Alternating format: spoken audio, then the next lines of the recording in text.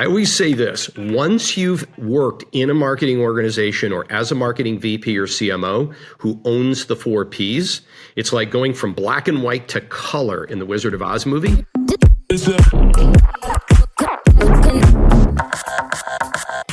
So just to kind of set the record here,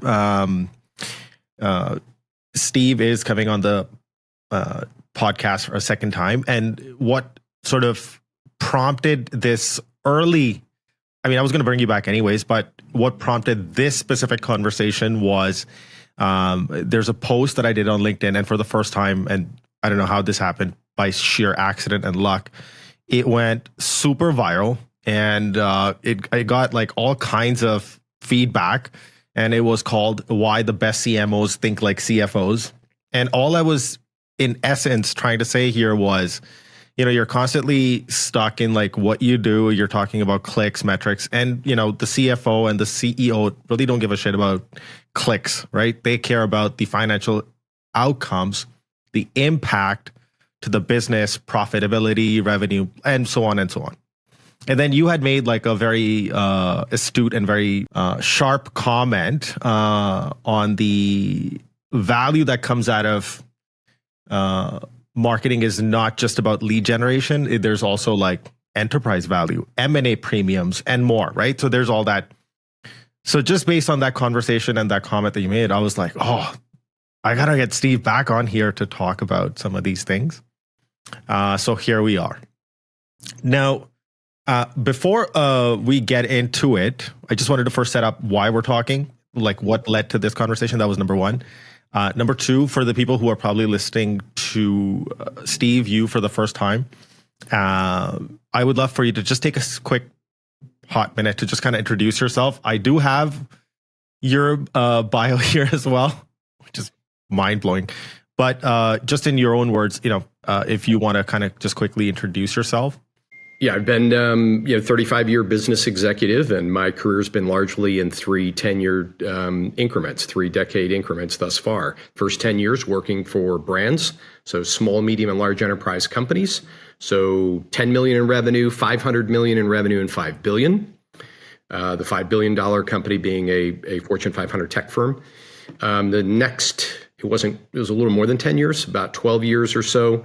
I founded and ran a marketing consulting firm that I grew from 0 to $20 million in only 3 years, and ran that very successfully, serving a variety of household brand names like Visa and Intel and American Express and Dell Computer and a whole litany.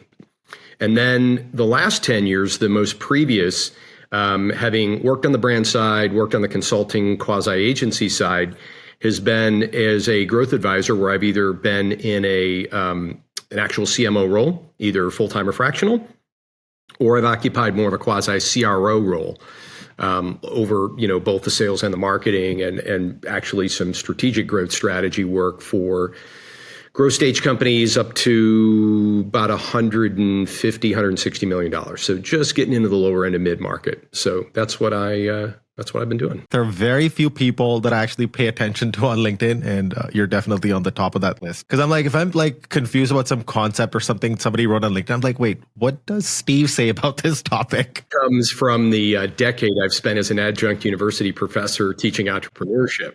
But anyways, yeah, another little side thing. So it's all good. I love, I'm a growth mindset guy. So man, I follow a lot of people every day, and I'm learning as well. And all thanks to you, I got to have a conversation, not on a podcast, but just informal on LinkedIn. All thanks to you, I got introduced to Dale. My thinking was that, once I have this conversation with you and sort of looking at historically what topics have been covered, I was thinking that to bring him on next to fill in areas that we have not covered. Yeah. The topic that you kind of talk about quite frequently, and that resonates with me and a lot of other people, is that marketing is sort of seen as like this lead gen function, and it just focus on the 1P. The success metrics are also kind of just defined by like clicks, leads, or like pipeline, right? And then like out of that, there's like all these misconceptions about what marketing is and how CEOs and CFOs see that. So maybe we start with like, what's the current sentiment? In the timing, I know this is going to air considerably later, but today, within the last hour, before you and I are kicking this off, I literally saw a post in my LinkedIn feed from Matt Hines that runs Hines Marketing. And for those in the tech or SaaS sector, they'll know Matt is one of the hosts in the CMO Coffee Talk Slack group with 6 Sense. So Matt did a little bit of an open letter. It was, I think, a 1.04-second video, if I recall, that was a bit of a polite rant directed at marketers. And it was like, why do we need to keep recreating new phrases for old concepts? And he said, I've literally been on 2 calls today where you've got, people saying that, product-led growth is out, but people-led marketing is in. And I'm thinking, when was marketing never about people, right? So here's like where the insanity starts. And then you've got people that use the number 2H, like human-to-human marketing. And you've got and Matt started getting sarcastic with various iterations. He said, next we're going to have growth-led growth. and so he literally was just saying, let's pump the brakes and stop the insanity. What is the obsession with having to continually reinvent the marketing dictionary every 90 days? And people haven't even learned the buzzwords from last year before new buzzwords get introduced.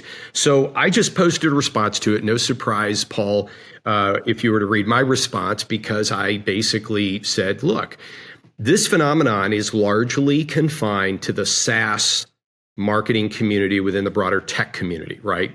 Broader tech meaning, hardware, hosted infrastructure, semiconductors, professional services. But SaaS, for some reason, and I've been on LinkedIn 21 years, since 2004, I cannot figure out for the life of me why people spend less time mastering the fundamentals and more time trying to create clickbait with the newest hypothesis on why we're going to, rename or predict that AI is taking everybody's jobs away and all of that. I mean, I don't know about you, but Paul, imagine you and I having an AI avatar to AI avatar podcast right now. So for somebody listening that, hasn't heard my POV on a lot of this stuff, I'm all for technology as a tool. I'm all for a lot of things as tools, but at the end of the day, people buy from people, and that's irrefutable. You've got guys like Tom Goodwin and some other really great LinkedIn influencers that are writing about this all the time as well. In fact, Tom, I saw a great post by him in my feed within the same hour leading up to this. So with that as a backdrop, what's happened? Well, we all know that, since the late 2000s, when the MarTech era, kind of blew up and the demand waterfall models from Serious Decisions, you've got essentially a generation of marketers, most of them between about ages 30 and 40, that have come into the sector. It's not their fault, but they got sold a false narrative. And the false narrative is everything in marketing within their little tech SaaS bubble really comes down to just being an extension of the sales organization.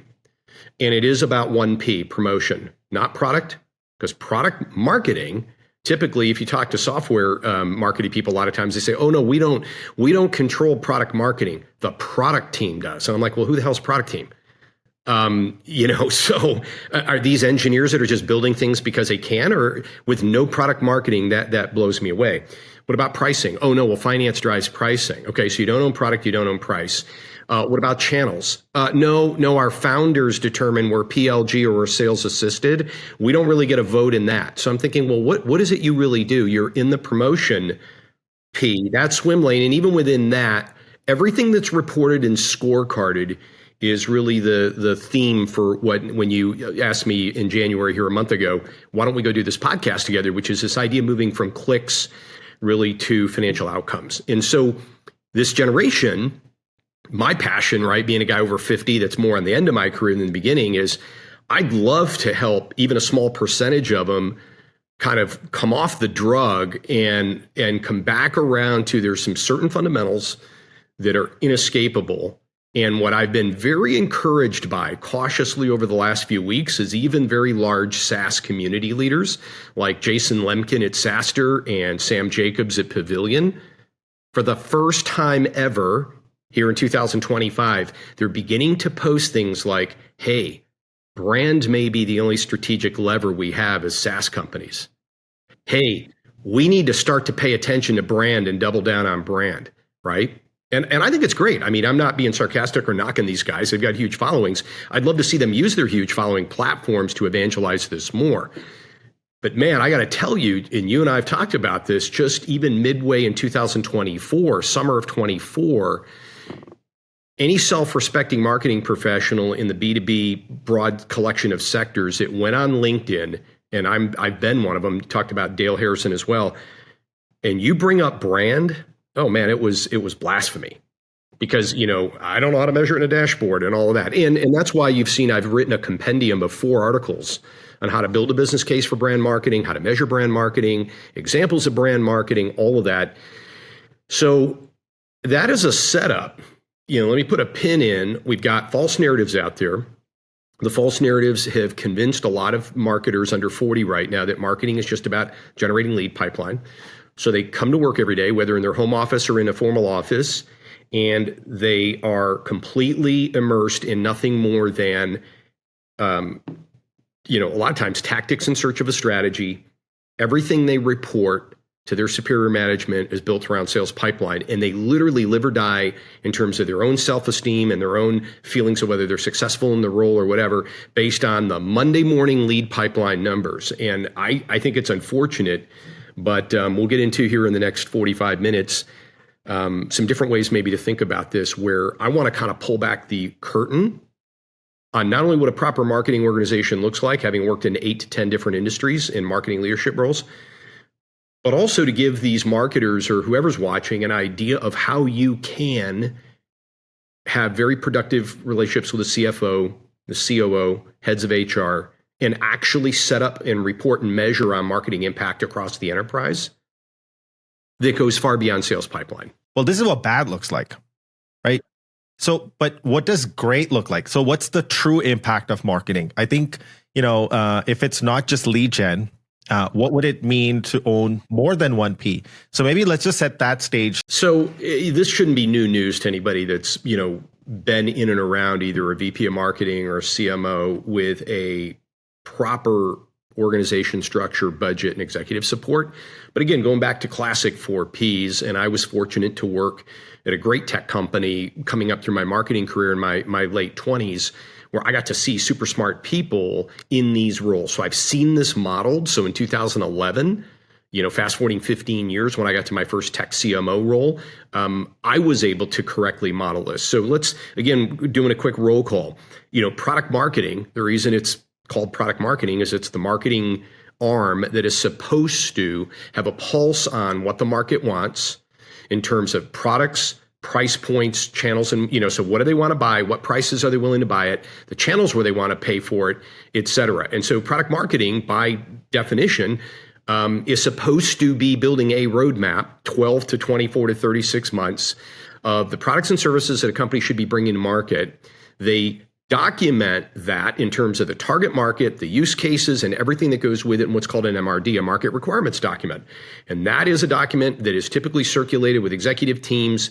The products or services that get approved to go on these roadmaps and are typically assigned to engineering or product development teams, who then develop what's called a PRD, a product requirements document, and they go through the process of actually prototyping and concept testing and everything to bring a product to market. So marketing should be the tip of that spear. In other words, there should never be a case where you have product engineers or in software companies, product developers building things because they just can or the founders want it. It really should be rooted in, does the market want it? Is there a business case to bring the product to market? Now, I've worked in the automotive industry and other very capital intensive industries where if you make a decision to bring a car to market, you make a decision. When I was in cloud hosting, to spend $200 million to drop a data center in the south of England or the south of France or in the center of Germany, you better damn well have a business case for that CapEx expense, right? Because you got a long amortization period if you've guessed wrong. So product marketing is again, without harping on this, a core function. And within product marketing, you also find that's usually the team that helps to drive sales enablement and messaging strategy and positioning and all of the things that a lot of SaaS and tech companies struggle with because they're building things without thinking through the positioning or thinking of who's it for and what problem does it solve, who has the problems and all of that. Pricing as well this may come as really strange to some, but pricing, the decision of where to set a price on a product and over its life cycle, whether it's a 12-month product, a 24-month product, a 10-year product, the decisions to raise price, lower price, and the impact on margins, and then that times unit volume over a period of time to hit quarterly and annual revenue, those are decisions that also typically would come out of a marketing team. Because when you're bringing products to market, part of the business exercise is, what is the selling price? What is the gross margin? What's the net margin? What are the adjustments to price over time if we think competitors will respond, et cetera, et cetera. So there's a whole discipline around product portfolio management, price lifecycle management, all of that again, typically marketing should come to finance with a proposal of, here's what we are forecasting, here's what we are recommending. And I've sat in meetings going way back in the 90s when I worked at Compaq Computer prior to the HP acquisition in 1998, where I would sit in a finance meeting with our VP of product marketing, and she would, with finance, be proposing, we think in 2 quarters we're going to need to take a 6% price drop on these 3 product lines to maintain volume and competitiveness. And we would model the impact to revenue, margin, earnings per share, all of that. I know for a fact, based on what I'm reading on LinkedIn, there are a lot of people in tech marketing roles that have never even heard of this, let alone been a part of it, because, quote, pricing is set by somebody over in a financial capacity, and they're usually, because they're trying to report back to VCs and all of that, and so they're modeling. But marketing is never a part of that. You go to place or channels within marketing. Do we sell direct? Do we sell through 2-tier distribution? Do we sell through direct sales force? Do we sell through certain types of partners and ecosystems? The path to market to sell products, again, typically is a marketing role. So if then you get to promotion, right? How are you going to communicate and make your product or service known to the target ICP, target audience segments? And that's typically what a lot of people associate with, quote, demand gen, right? Demand generation, a completely invented term of about 12, 15 years ago.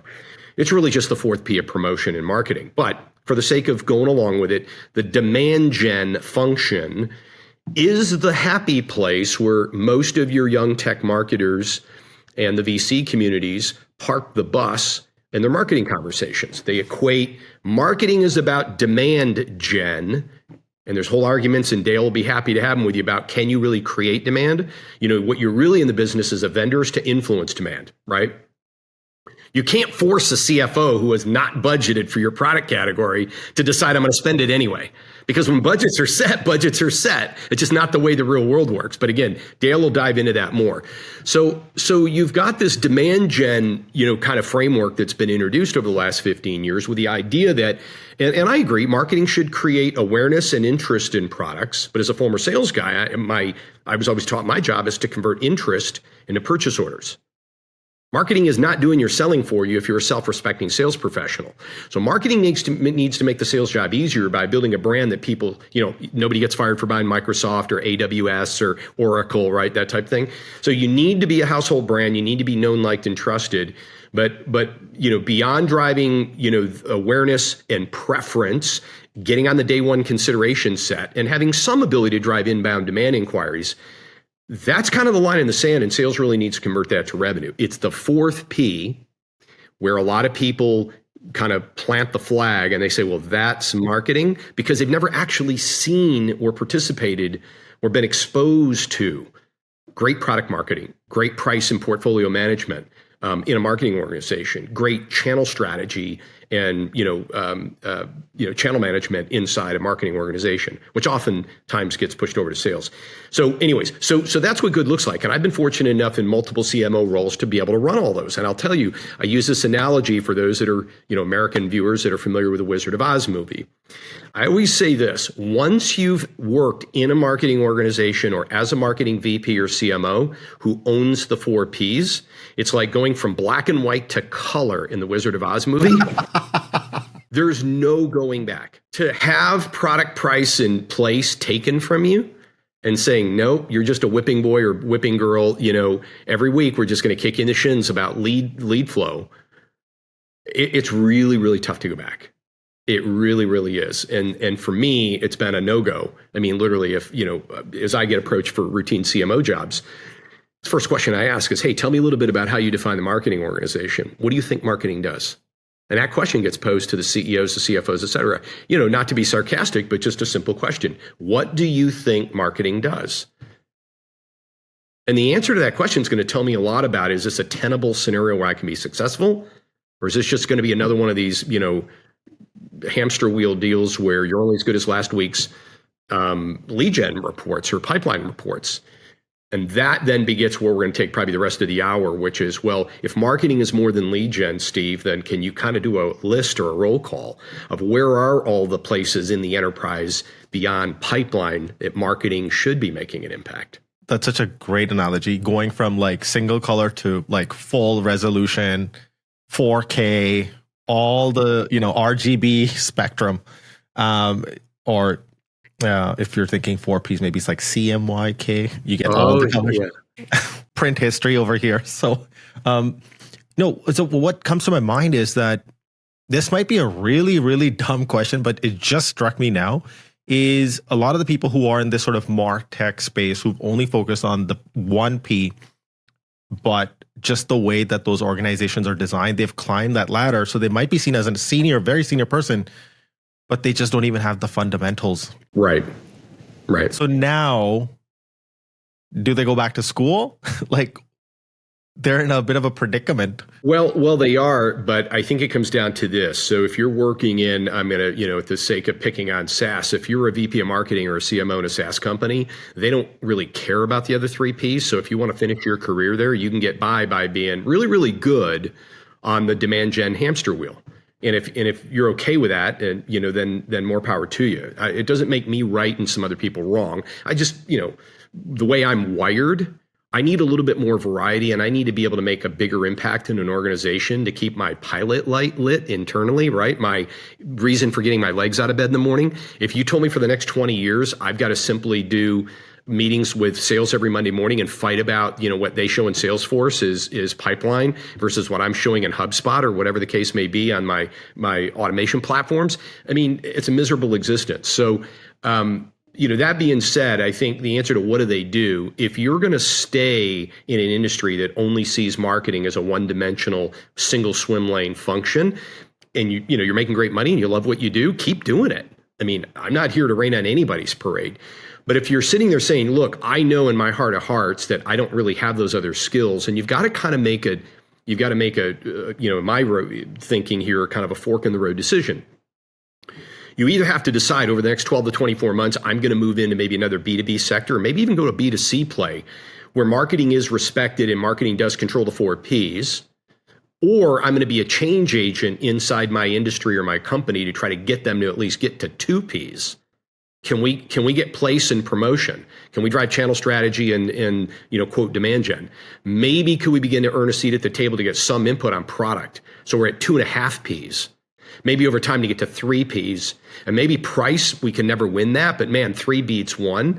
Now, that's, you either, as my dad always told me, nobody likes to listen to people complain in life. So either accept your circumstance or change your circumstance.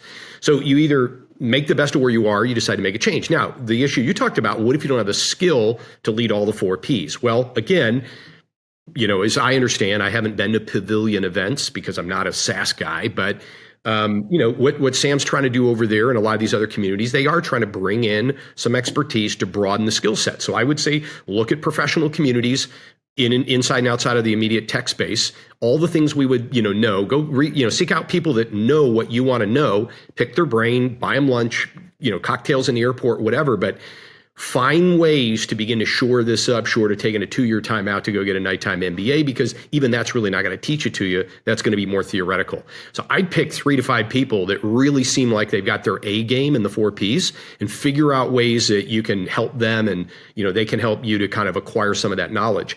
I think the other thing then, in addition to associations, network groups and all that, is you may need to say, hey, I'm willing to take a step back from a VP to a director to take 2 steps forward to slot over in an industry where I can tutor under a rock star CMO. And I had a couple of those people in my life coming up through in my early 30s when I made director for the first time. I had a couple of guys that were, and one woman, Andrea Morgan, who they were great. And I soaked up everything I could and, I've learned from others onward. So there's no really secret there. You've either got to upskill or up level yourself and then go swim with the big boys or the big girls and the sharks and play in the 4P swim lanes, or say, I'm a 1P marketer and that's okay, but it limits the industry sectors I can play. It's just a personal decision, really. By the way, I think that's fantastic advice. Like for somebody who is in that position to take maybe 2 steps back and work under somebody who owns the 4Ps. That's great. You could also go learn the theory as well in parallel. That's just helpful to just, and then you realize, wait a second, all these words already exist. Even more than the words is the concepts, because remember the taxonomy is changing every 180 days. But yeah, the concepts, and there are, and I posted on this with Matt, my response to Matt Heinz's post in LinkedIn today. There are guys like Anthony Pieri, over at Fletch, who, they've been preaching for the last 2 or 3 years about the basics of product marketing, the basics of positioning. I think they charge like $7,500 to do positioning messaging on SaaS startup websites, and they've done some couple of hundred or something. I mean, I love what these guys are putting out there because somebody needs to explain basics like positioning. There's others that, we can point to that are teaching a lot of basics. Jen Allen Knuth, who's been on your podcast. Jen's made herself a celebrity by largely, in a lot of ways, just teaching sales professionals how to send an email that's not completely copy pasted and AI screwed up, in how to have authentic conversations with prospects. And it sounds simple, but simple is hard. And we have an entire generation of salespeople who are equally as impaired as their counterparts in marketing because they never really got great mentorship like Jen did working at, selling Challenger at CEB with Brent Adamson and some of those folks. And, there's lots of others out there. So yeah, you've just got to build a network of people that aren't trying to build a newsletter list and do this, snake oil stuff, but they're genuinely trying to help people online. Even like the Dave from like Exit 5, like I've just noticed recently he's been talking a lot about like brand and stuff. And I was like, wait, what? That's cool. But it's great. Like, it's great that the conversation is moving in the right direction. Yeah, but I mean, he's an example of somebody that, he and I got in a bit of a standoff last year over this very issue, right? I was making the same argument I'm making on this video that if you're going to show up and make posts, and he's, to Dave's defense, I mean, there's a lot of people doing this, but they'll make statements like, in B2B marketing, the following is true. And then they'll say whatever the punchline is. And that punchline only applies to SaaS. And I have to politely say, guys, time out. There's like, 900 categories in the SIC system for B2B industries. Every time you're making a post, as long as you contextualize it to SaaS, knock yourself out. But what you're saying does not apply to aircraft manufacturing, robotics, alternative power, banking and private equity. I mean, these are all B2B industries, and none of this applies. All these things that just get taken for granted. And then, LinkedIn's an echo chamber. So once it gets repeated and liked 100 times, everybody takes it as gospel. And that lack of critical thinking is, I think, one of the things we need to bring back to LinkedIn. Now, going back to like that picture that we're painting of like what great looks like from a skills and, from that CMO perspective. So one is, of course, own the 4 Ps. Yeah. I think the other piece that really resonated with the LinkedIn post that I had written and what people are currently struggling with. So maybe it's not necessarily the 4 Ps part. Let's say that part's figured out, let's say, for example. Or let's say they're only doing promotion, or 1 or 3 or 2 or 4, all 4 altogether. What they struggle with is like, how do you take what they're doing, like the clicks and, all that stuff that they're focused on and tracking. Now, how do I package this up and go talk to the CFO or CEO about this? Yeah, it's a great question. So I posted about a year ago, and I'm not sure if you saw it, but so Carolou Dietrich, who used to be at Atlassian, she has been posting a lot in 2024. She's got a pretty good following, about 25,000 on LinkedIn.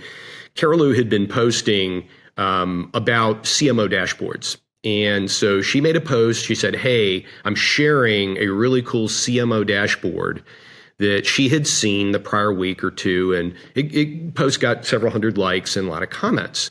And I think, she's bright and no disrespect at all to her personally or professionally. But when I saw the post and I opened the image, that dashboard was what we're talking about. It was rows of campaigns and columns of click-through rates, conversion rates, ROI calculations, forecast pipeline, blah, blah, blah, right? Sales qualified opportunities, SQOs, all this. So my comment was, hey, Carolou, thanks for sharing. There's some good stuff here, but this is not a CMO dashboard. This is a dashboard a director of demand gen would present. A real CMO better be presenting to their C-suite peers more than sales pipeline numbers. Or I would argue they're not a CMO. They're a senior ranking person running this fourth P of promotion or demand gen. And it wasn't a sarcastic comment. It wasn't to upstage her. She has more followers than I do. But it's to rightly point out the fact that here again, we have narratives being advanced that marketing's entire contribution can be summarized on an 8.5 by 11 landscape dashboard.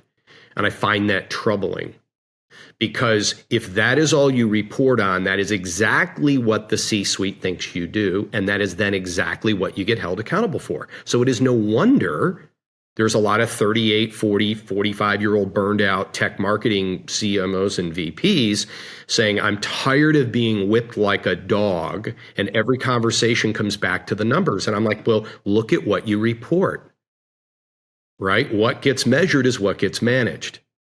So I got asked in this thread, well, if CMO should be reporting more than a pipeline dashboard, what else should they be reporting? To which I said, I am glad you asked.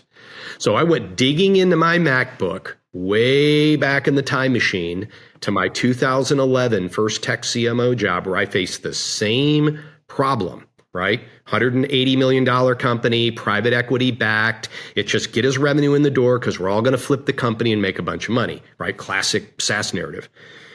So I reported to the CFO. And one of the first things I did in the interview process is I explained to him and the CEO, I said, hey, here's my point of view on what marketing is, how marketing should be structured, how budgets would be allocated if I led it, and here's all of the areas across the enterprise where marketing can drive value. Certainly, supporting sales is one of those. I'm not saying it's not. I'm saying it's that plus these other 5 things. And I said, it's super important. We are aligned during the interview on this because if you hire me, I'm not relenting on this. This is going to be what I'm going to come to you with first 30 days in with my 30, 60, 90 and the plan for the organization. And they said, fine.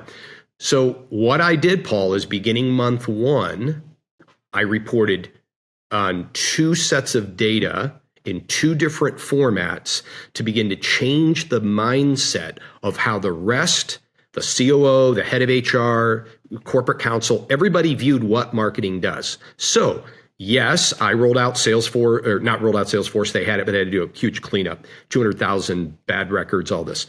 But I actually rolled out Marketo and was the Marketo admin at the time. I didn't have a marketing ops guy, so I had to own that. So the 2 things I reported. Number 1, yes, pipeline, all the classic things around what does marketing do to contribute to this quarter's revenue plus, 1 to 2 quarters out.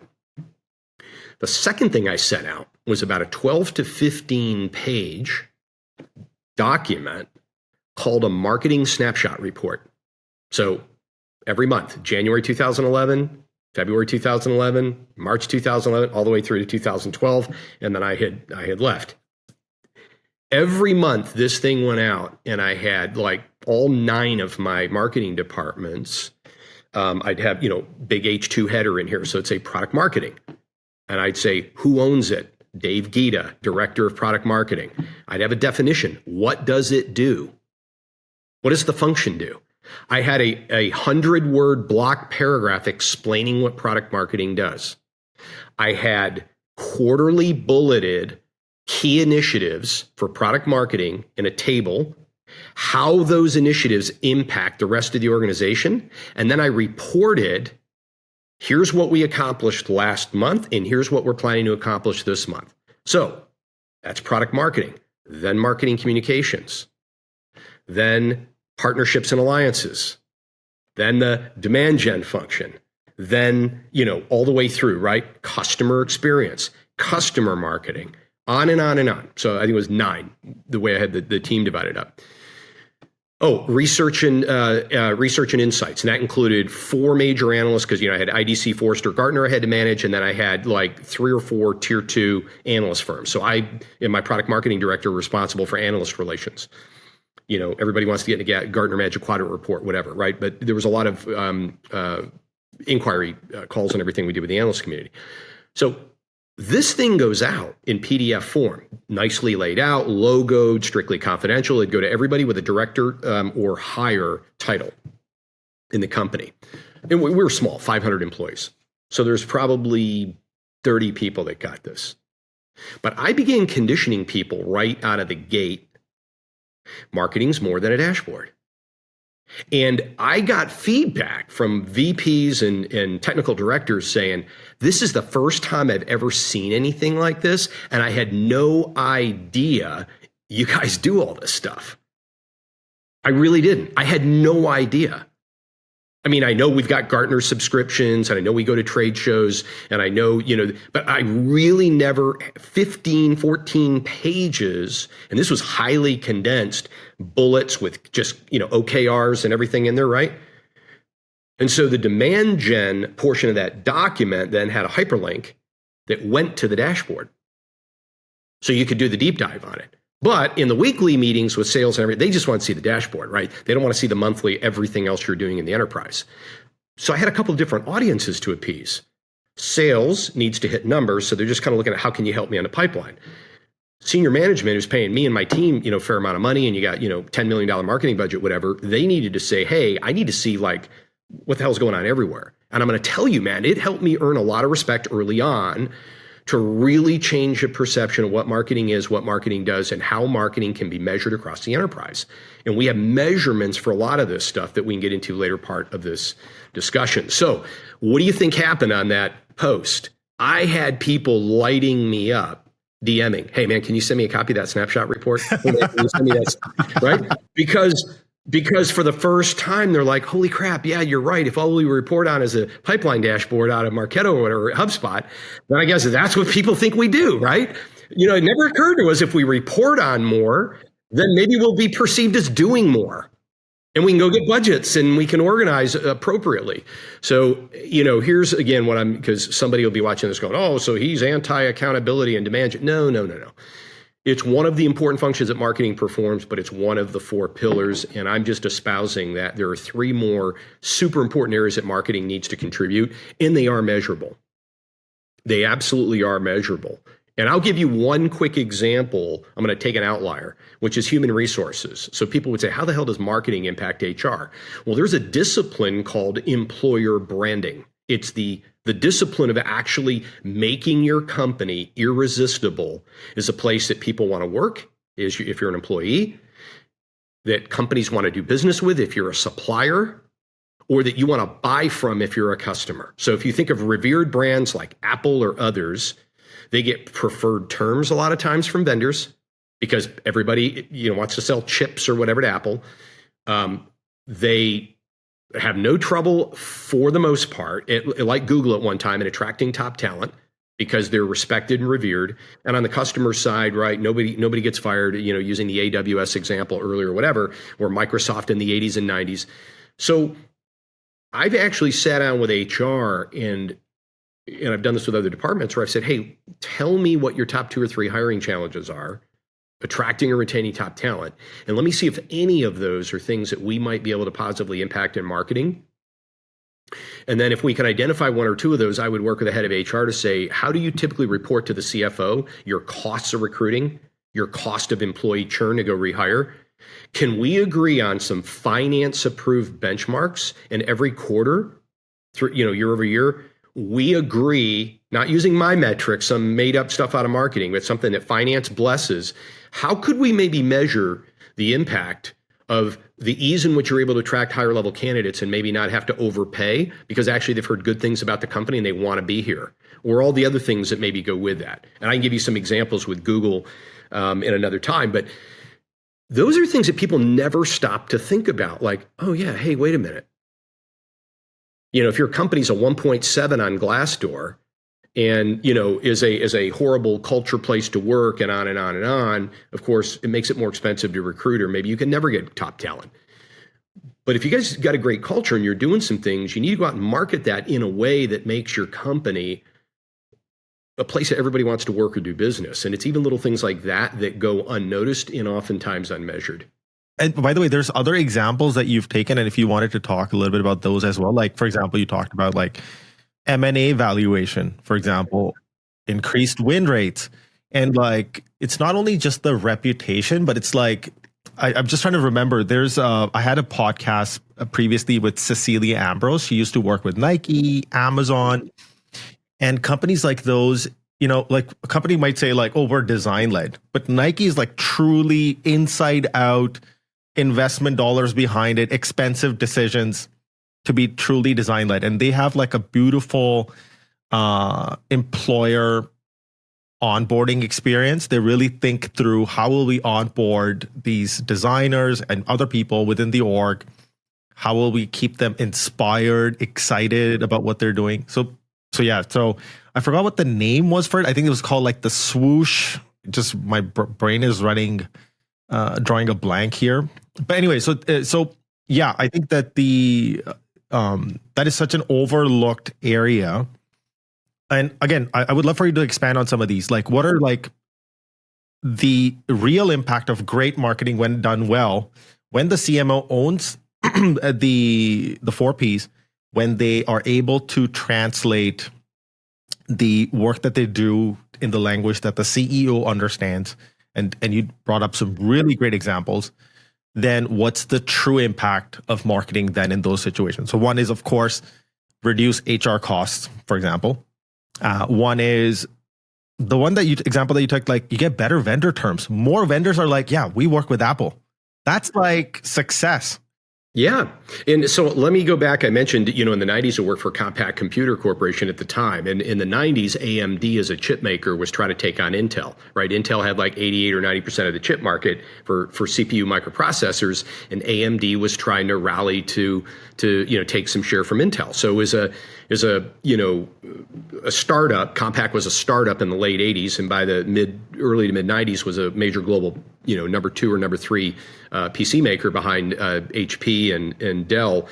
The truth is that we would, because we're on such a growth trajectory, the CEO at the time, Rod Canyon, was on the cover of Newsweek, pitted against Lou Gerstner, at the time the IBM CEO. And Compaq was like the darling of the tech industry. Here's this company down in Houston, Texas, making everything in the United States for the most part, taking on IBM and HP and these industry giants, and they're winning. And the stock was climbing, and it was a great story. Well, we had AMD clamoring to give us preferential terms to not only displace Intel, but we had Microsoft. We had Scott Cook, the founder of Intuit. I personally, because I was over the software and intellectual property pieces that we did all of our licensing, I put deals together with the founder of Intuit on bundled deals with Quicken and QuickBooks. And we had every vendor lining up wanting to do business with us because the brand was cool. The marketing communications had positioned it as a mover and shaker. It's getting coverage everywhere. Stock is on the rise. There was great PR narratives around how we're going to try to, build American jobs and all this. It was a cool brand. It just was. And so we had a lot of favorable terms, which, I get in some crazy stories over a few cocktails about Steve Ballmer and some of the meetings I had with him in Houston and up in, the former co-CEO of Microsoft. But But literally, we actually were able to leverage deals despite not having the volume of IBM, simply because everybody wanted to do business with the brand. So going back to sales pipeline, here's one of the other things that gets overlooked, but I think there's a small renaissance happening, talking about, again, brand marketing. One of those marketing disciplines I mentioned in my snapshot report, I had the 9 areas. Well, brand marketing was one of them. And there's been a debate that's the wrong argument, and Dale Harrison will talk a lot about this if you have him on, because Dale and I have talked about this as recently as a month ago. The idea that people think if I invest in brand marketing, I'm taking it away from my demand marketing, because I need leads right now, and investing in brand means I probably won't see results for a year or 2 or 3 down the road. But here's the falsehood to that. If you're running paid media, you're running ads in LinkedIn or search ads, or you're doing any kind of marketing for which you are contacting a stranger, right? Think reverse IP lookup off your website, that you do a sales follow-up call, anything. The fact is, if you're not a known, liked, and trusted brand, you're a startup nobody's ever heard of, you're going to get the lower click rates. You're going to get fewer callbacks from your SDRs or BDRs, right? You're not making the first round of, cuts on the short list of 3 vendors. So all the quote performance marketing, demand marketing, a lot of the success of that hinges on when they see your ad impression for the first time, when they see your the email they never subscribed for, but it hits your inbox, when they see your brand name on a webinar. Have they heard of you? And if they've heard of you, what do they think or know about you? And do they trust the brand? Do anybody in their professional circles know the brand? So here's the short answer to this. Brand accelerates demand.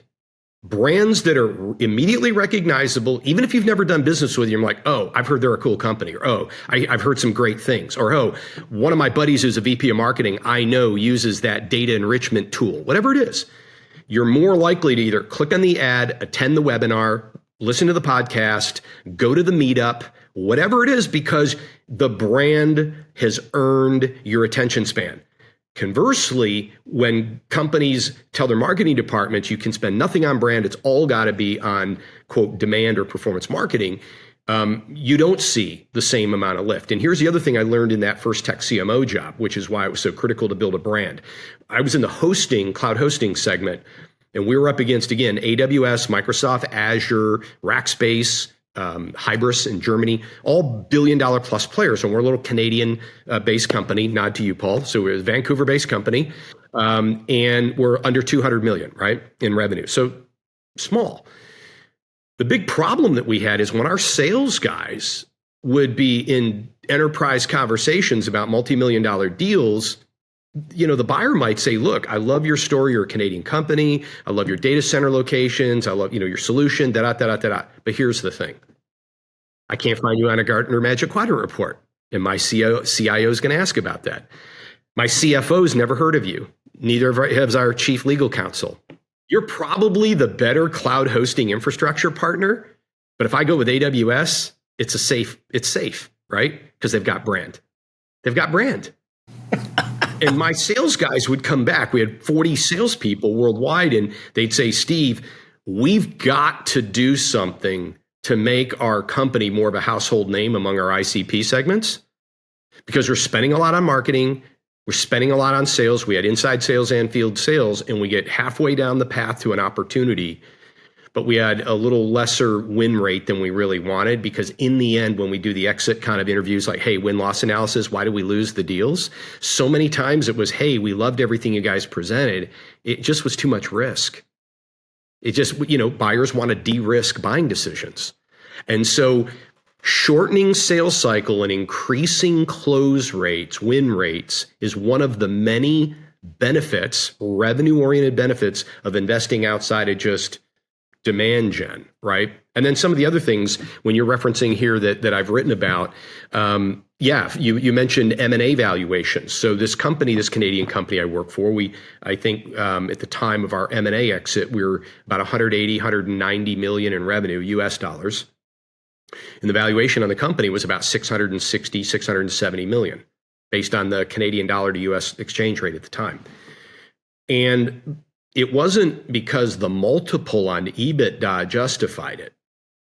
So it was about a $200 million premium was built into the goodwill because we had amassed a strategic set of customers, had built geographic footprint presence and done a whole lot of things that as a medium enterprise company, we got the EBITDA multiple plus a goodwill premium. And I've shared with you, and I know in some of the articles that, I've found where, financial analysts demonstrate that brand, adds anywhere from, 30% to sometimes, 50% or more of the M&A exit valuation premium. It's, it's called goodwill. In a lot of cases, it's the value of the brand. So you can bet if somebody ever tried to do a hostile takeover, you mentioned a Nike or Apple, this is not an exercise of 8 times EBITDA or 11 times EBITDA. This is the brand value. The premium alone of the brand is going to be worth more than likely than a multiple of the EBITDA, which shows you the power of brand. So marketers who are facing headwinds from CFOs saying, I don't understand why we should invest in brand marketing. Well, do you want to shorten your sales cycles and increase your win rates in the short term? And if we're ever going to exit, which a lot of tech companies want to do, there's significant premium if you build a revered brand that's known, liked, and trusted in your industry. There just is. And the data is all over the place. It's not my opinion. I mean, I can point anybody to the authoritative articles on this stuff because, I've researched this when writing articles last year. So yeah, Paul, I mean, when you think about how marketing can be measured, there's the HR piece, there's the vendor supply side stuff we talked about in terms of being able to benchmark with the COO, commodity and vendor product categories. And then year over year, finding out, hey, how much easier has it become now to secure the favorable deals we want and everything? And to what degree did the vendor say, hey, it's because we want to work with you guys. We see what's going on in the press. We see this, we see that. We want to be associated with a company like that. The M&A valuation stuff, the marketing stuff we've talked about, and there are other examples. But I go back to, again, man, it's like the old saying, if a tree falls in the woods and nobody hears it, did it make a sound?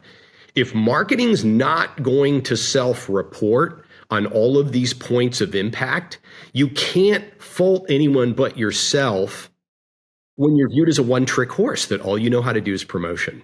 So first of all, I think we've covered some really great ground. So we, just to kind of reiterate very quickly, we first talked about sort of where the current situation is for these SaaS specific marketers. And then what is the path out of that? And then when you kind of get out of that mindset of just 1P and start thinking the holistically about marketing and what it actually is, and then start connecting the dots with the executives.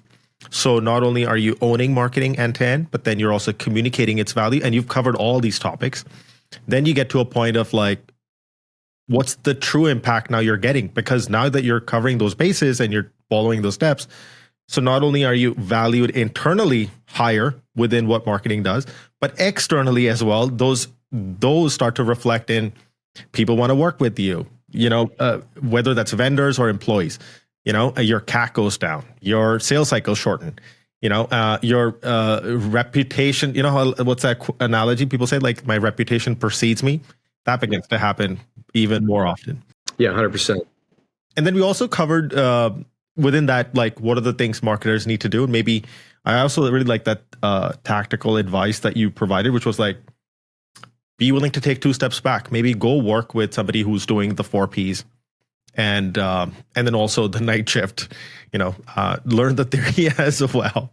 For now, I would love to sort of maybe dive a little bit deeper into, and this is something that I found personally.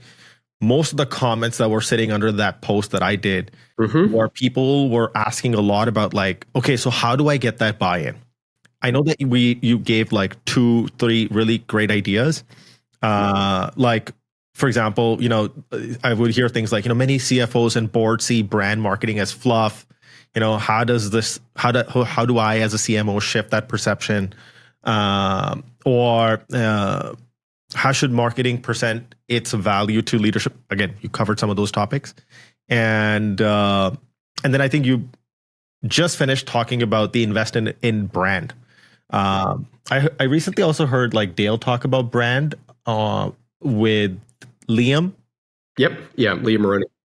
And somebody asked him, he's like, so how should we have $100, and this is something people want to know. It's like, so how do I split the budget? He's like, well, it depends on the industry, but you could start with a 50-50 split. But he's like, depending on the industry, if you get like into like CPG category, obviously that's different versus automotive and all that stuff. But if you can't figure it out, just start with a 50-50. Yeah, there's multiple scholarly articles kind of written on this, and I tend to take a slightly different approach.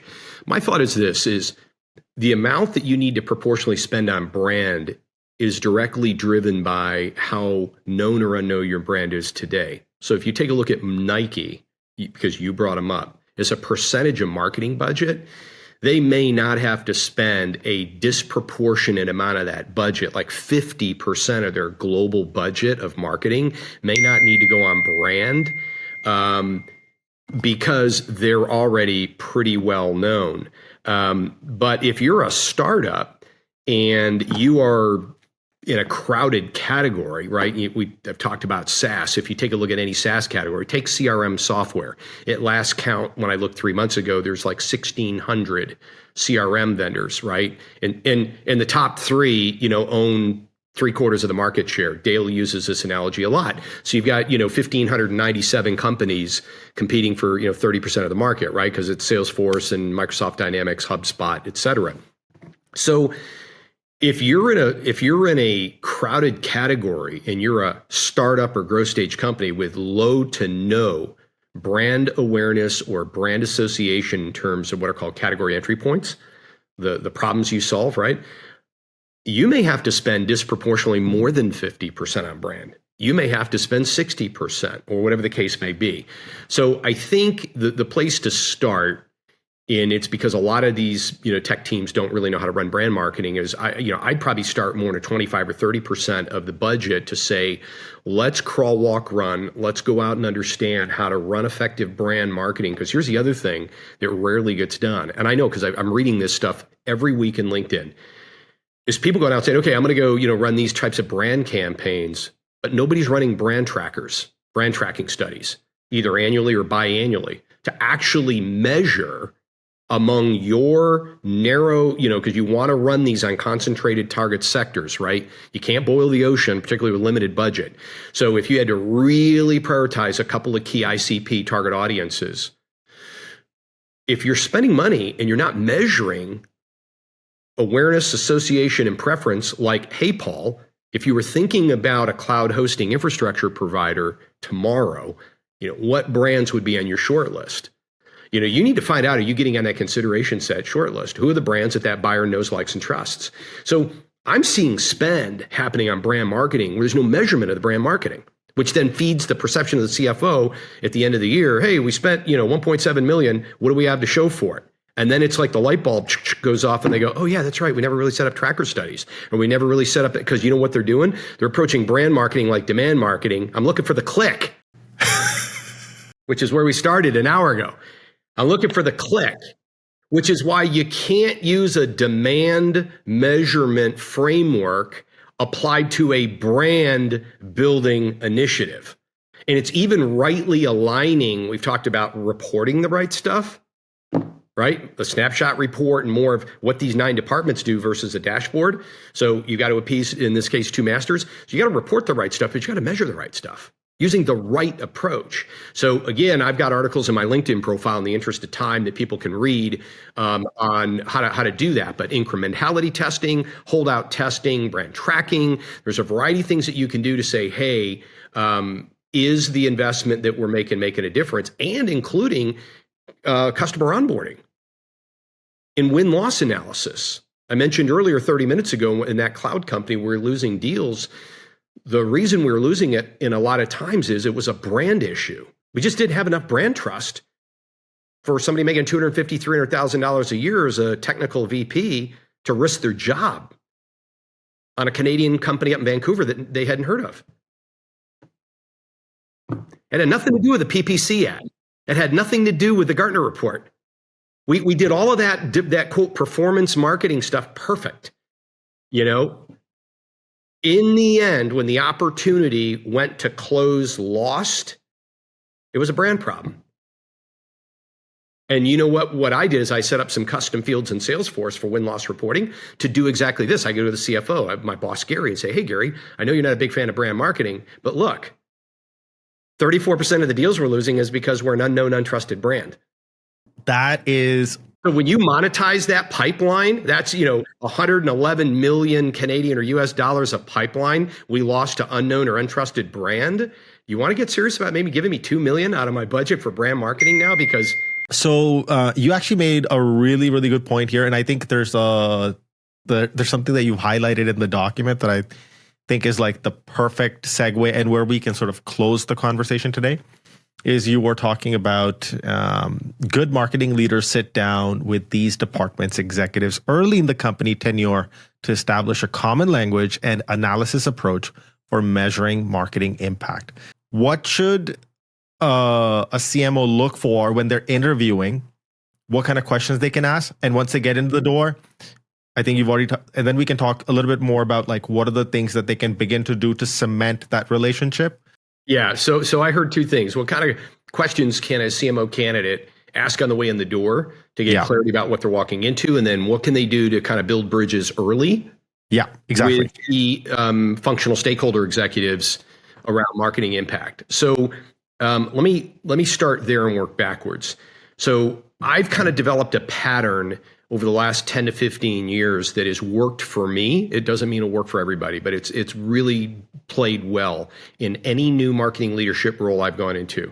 So the very first thing I do week one on the job is typically go talk to the head of sales, who I probably met in the interview process, right? Because they're one of the stakeholder opinions that matter when you're hiring a marketing leader. They want to know from the sales leader, hey, do you think you can work with this guy? Do you think this person's got the right skills and mindset and motor and all that? So I usually go to the head of sales and say, hey, I'd like to set some time up with you. Let me buy you lunch or we go out for drinks or whatever, but let's go figure out if we can set aside some time to align early around the 3 or 4 stumbling block areas that could bite us later for where we need to be on the same page, because revenue is a team sport, team game. And so rather than avoiding the sales leadership, I'm right there.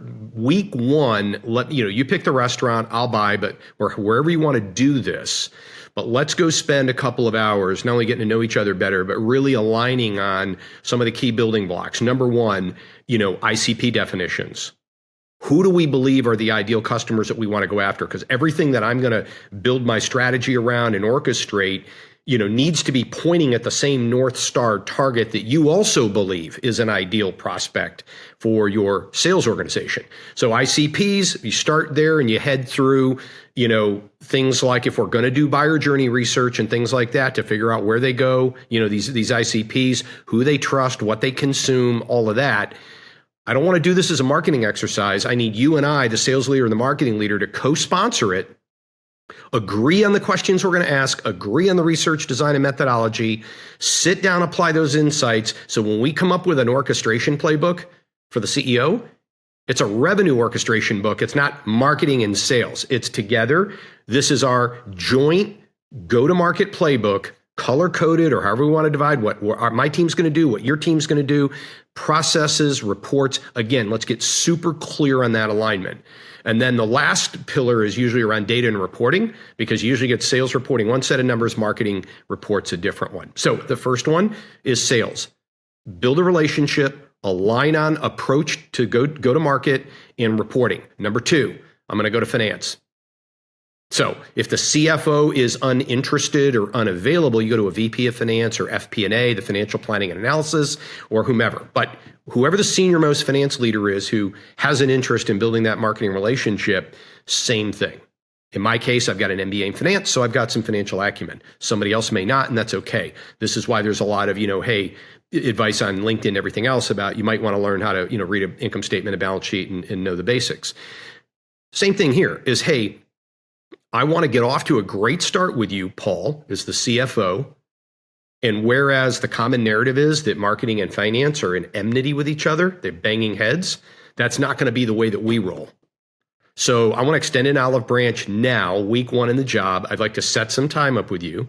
I'd like to hear from you what some of your frustrations have been with the prior marketing regimes. I'd like to then collaborate with you on a set of, KPIs or OKRs that we can align on. And then I want to come back to you with the methodology on how I'm going to collect and measure the data, make sure you're comfortable. It may not be perfect, but can we get directionally in a good place? Finance is number 2. Sales first, finance second. Third one I'm going to typically go to is, depending on who I'm reporting to, if it's the CEO, I'm going to the CEO to say, hey, these are the things I'm doing to get aligned with sales and the CFO or finance. Thirdly, I want to get aligned with you to make sure I'm meeting your expectations for what you think a marketing leader should be doing, because you're going to write my reviews. And at the same time, it's completely safe and okay if you're not really sure what a marketing leader should be doing. Let's agree on together defining and educating that person on the 4 Ps and the 9 departments and all the things of this is what good looks like. So now, Paul, if I can do that, I'm already in a much better place than letting the wheels fall off the wagon. So this is what you ask 2 questions, kind of an interview, and then what do you do kind of once your feet are on the ground? That I started in reverse order is feet on the ground over that first 90 days, beginning on week 1. I really want to get aligned on this because then I'm going to go basically engineer my department to align to those things. So if I've said we're going to go collect data, we're going to report on this or that for finance, we got to go figure out a way to do that. And I need to be able to report progress on that in my weekly and monthlies one-on-ones with a CEO. So that's that. So if you're the head of finance or you're the sales leader, here's what you see. You see a CMO walking down the hall, figuratively, right? But coming to you saying, hey man, I'm here with hat in hand, and this isn't going to be a turf battle about my way versus your way. Let's build our way. Let's get alignment. And I really genuinely try to walk that walk. Now, questions on the way in, based on what I just said, are going to be kind of self-explanatory. I'm going to start with a CEO. Hey, Paul, tell me, what do you think marketing does? And it doesn't matter if they give me an answer of, well, they're supposed to generate leads for sales. I'm like, okay, all right. So I'll acknowledge and affirm. That is one of the contributory areas where marketing makes a difference in the enterprise. What else? And then, without being, again, I'm not trying to be sarcastic, but let them kind of share their vision and then say, well, with your permission, I'd like to kind of share with you what a best practice marketing organization looks like and get your feedback. Because for some of these folks, these executives, they may have never heard this before. So I can't fault them that they don't know this.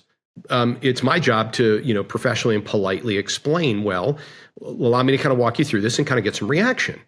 Now, if they say, hey, that's really interesting, if you can help us organize around those disciplines and bring that kind of rigor to the marketing function, we'd love that. Then I'm like, great. So here's the bad news. The bad news is they may be a mess right now, maybe a dumpster fire. But the good news is they're willing to get where we need to go. And that's all I need to hear. And then I'm like, I'm not afraid of hard work. I'm happy to get in there and help them get from where they are to where they need to go. For me, the red flag is, yeah, Steve, I mean, that sounds all great, but hey, here's the thing. We've got a VC, investor team or PE fund that we've had to answer to, and really, we just need you guys to be head down getting sales leads all day. Oh, really? Okay. That for me might be a problem. And then same thing is you talk to sales, I would talk to sales. If I've got a sales leader that's my wing person, right, wingman or wingwoman that I'm supposed to work with closely, and I hear things like, well, marketers are arts and crafts department, and I've never found a good CMO, and and they're super negative, and it's just like I don't need to meet, I don't need to talk with you, I just need you to show up with your team and deliver the lead pipeline. In other words, if you get somebody that doesn't really want to engage, again, man, to me, that's a problem, because we're going to have an environment over time where when things go badly, we can pull our heads together and get them on good trajectories. And if you've got somebody that's mentally checked out, that's just like, I need 600 leads a week, I don't really give a damn about the rest of it, to me, that's a problem because now you're probably going to bang heads on all these other issues: ICPs, single source of truth on data reporting, investment in brand, win-loss analysis. So I'm looking for growth mindset. I'm looking for not a company that's got all their act together. That's why they pay, me and others to come in and fix it. But a want to, in terms of pursuing excellence, and a want to want to do things the right way. And I think for me, that's really, really important. And so that's kind of how I approach it. Doesn't mean it's everybody's cup of tea. Fantastic. I think we've covered a lot of great ground today, and I think in fairness, in the time that we had, we connected the dots between clicks to financial outcomes and everything that sits in the middle of that, from how we got there, what great looks like, what bad looks like, what you can begin to do from a skill perspective, then what you can do from a people perspective, connecting the dots, building bridges. And reporting, remember, what you report on is how the perception of marketing will be shaped. So if you can broaden your relationships with these, finance, sales, all that, you can broaden what you report and then deliver on those things. I think you've got a really good foundation as a marketing leader to begin to reshape how marketing is viewed and get what everybody says they want, that strategic seat at the table. I think that was a really good example, because if all the data that you're sharing is about performance and you're expecting them to see you as a full stack or just a marketer, that's, that's the disconnect. That was a really good example. I really like that. I really like the simple, practical steps. So, Steve, you've been on this rodeo. We have a number you got to pick between 1 and 3,001. $29.99. Marketing. That's the right price. Okay, $29.99. Okay, this is so timely. Okay, so the question is, has anyone ever been angered by my honesty? Daily. This is such a good question for you. How about that? Me giving a one-word answer. Impressive. Okay, I'm not going to push for a story. Totally fine. Steve, this was really fun. Really glad that you shed some light on the situation and how people can get out of it and thrive, actually. So, and I will see you online, I guess. Let's do it again, man. Have yourself a great weekend. Thank you so much, Steve. Have a good one.